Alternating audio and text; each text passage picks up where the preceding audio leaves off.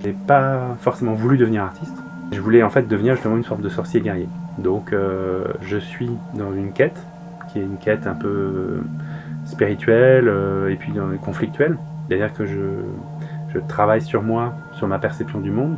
Les œuvres finalement me permettent de progresser par rapport à ça. Elles sont vecteurs finalement de pensée. C'est des œuvres devant lesquelles on a envie de dire des choses, on a envie de parler. Elles déclenchent de la connaissance, du savoir. On dit que c'est heuristique en fait. Au départ, j'étais surtout peintre parce que c'est peut-être la technique la plus simple en fait, celle qui se mobilise tout de suite. Une surface, de la couleur, voilà, c'est quelque chose aussi qui est presque un des clichés de l'artiste.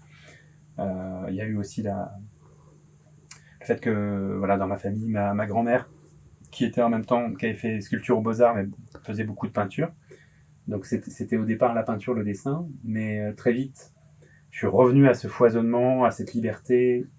Enfin, ça m'a demandé de faire des rencontres en fait pour me rendre compte que j'avais le droit de m'intéresser à la culture dont j'étais issu, des années 80, et de m'accorder cette liberté plastique qui consiste effectivement à pas me limiter en fait, à pas être une sorte de spécialiste qui propose uniquement une forme de talent en peinture, mais pas en sculpture. Voilà. Grâce à ce qu'il y a autour de la peinture, j'ai compris que ma manière de peindre avait un rapport avec l'assemblage en fait, et que c'est toujours le même travail en fait que je fais sous des formes différentes. C'est-à-dire que ça consiste à prendre une image, à prendre une autre image et à les faire se rencontrer.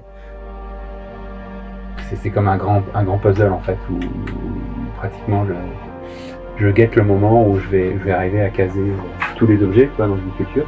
Pour les peintures, ça fonctionne de la même manière avec des images. Je vais essayer de faire osciller ces images entre elles jusqu'au moment où il y a une forme de disparition des deux, une forme d'équilibre, et je crée un nouvel écosystème où je fais fonctionner en fait différentes images de l'histoire, de l'imaginaire, de l'art, et j'essaye de créer comme un jardinier en fait, d'acclimater, de créer une nouvelle forme à partir de chaque œuvre va être connecté avec d'autres œuvres, et puis à la fin on enlève des fragments, on choisit, on présente des morceaux, mais elles ont toutes des liens entre elles. Notamment, ça peut être des liens de couleur. De toute façon, mon travail, c'est sous forme de rhizome, donc les livres que je peux écrire vont répondre aux films que je peux faire, qui vont avoir des liens avec la peinture ou avec la sculpture.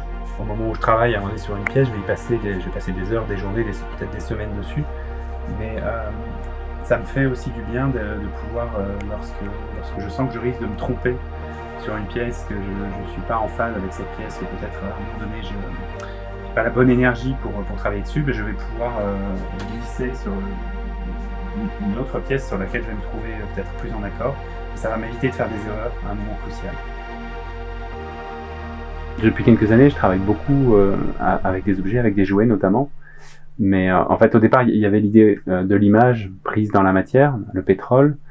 Ça me paraissait dire beaucoup de choses sur l'époque et sur cette abondance liée aux hydrocarbures.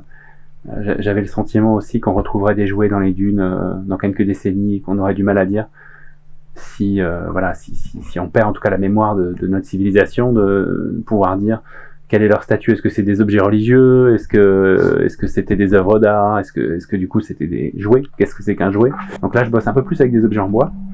Mais en tout cas, la réaction des gens est toujours la même. Ils se demandent s'il y a une structure à l'intérieur des pièces.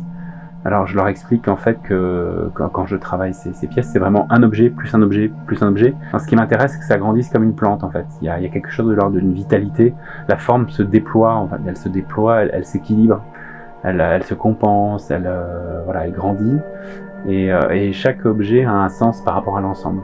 J'ai imaginé Sainte Afrique, une Vierge noire, qui serait en partie constituée d'animaux africains. C'est une pièce qui est assez intégrée, le dos en fait fait penser aux élytres d'un scarabée. On a ce côté très dense, très massif, comme dans les insectes. Chaque objet en fait est très lié à ses voisins, trouve sa place, donc j'aime beaucoup cette pièce parce qu'elle a ce côté organique et cette densité, notamment quand on tourne autour et qu'on voit ces sortes d'ailes repliées que sont les grands masques africains dans le dos. Là, c'est une série d'armes en fait, des sortes d'armes de civilisation, de fin de civilisation, et il n'y a que deux objets. Donc on est dans ce qui est le plus simple, c'est un objet pseudo-religieux occidental, et puis un objet africain qui finalement est lui-même peu authentique, puisque c'est simplement une cuillère en bois plus ou moins précieux. Et le fait de les assembler, de leur donner une autre destination, c'est celle d'un objet qu'on peut empoigner, qui a un poids, qui a un tranchant, ça donne une nouvelle civilisation, en fait, quelque chose de l'ordre d'une synthèse peut-être à venir, c'est-à-dire quelque chose, comment est-ce qu'on utilise tout ce que notre culture nous a apporté pour nous défendre, pour survivre, pour continuer, pour inventer des formes qui sont à la fois offensives, défensives, qui nous permettent d'interagir avec le monde. Et sur ces pièces-là, c'est vraiment une forme de rencontre qui n'est pas juste surréaliste, c'est pas simplement créer l'étonnement à travers une sorte d'objet bizarre. Là, au contraire, je suis dans une recherche de justesse.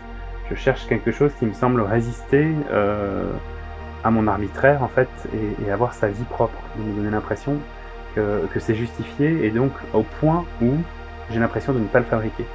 J'ai l'impression de le réparer, j'ai l'impression en fait que ça préexistait. Mon rapport au temps devient un peu paradoxal. C'est comme si je trouvais les fragments d'un vase et que je recollais les morceaux d'un vase, comme un archéologue. Je suis tout le temps en recherche d'une forme d'éveil, de conscience, d'inquiétude, justement, d'aller contre la tranquillité. Sauf que si jamais je fais des œuvres qui sont simplement provocantes, violentes, en fait ça fonctionne pas bien. Donc en fait ce que je fais, c'est que je crée des objets qui sont séduisants, où les gens vont un petit peu oublier la portée aussi, ils vont naviguer eux-mêmes entre deux sentiments, un sentiment de plaisir, d'attraction, et puis un sentiment de gêne, d'inquiétude, voilà, voire de rejet. Alors en fait, ce que j'essaye de faire, c'est de les attirer vers des objets qu'ils pourraient rejeter, de manière à les entraîner. C'est comme les faire passer dans la 4e dimension.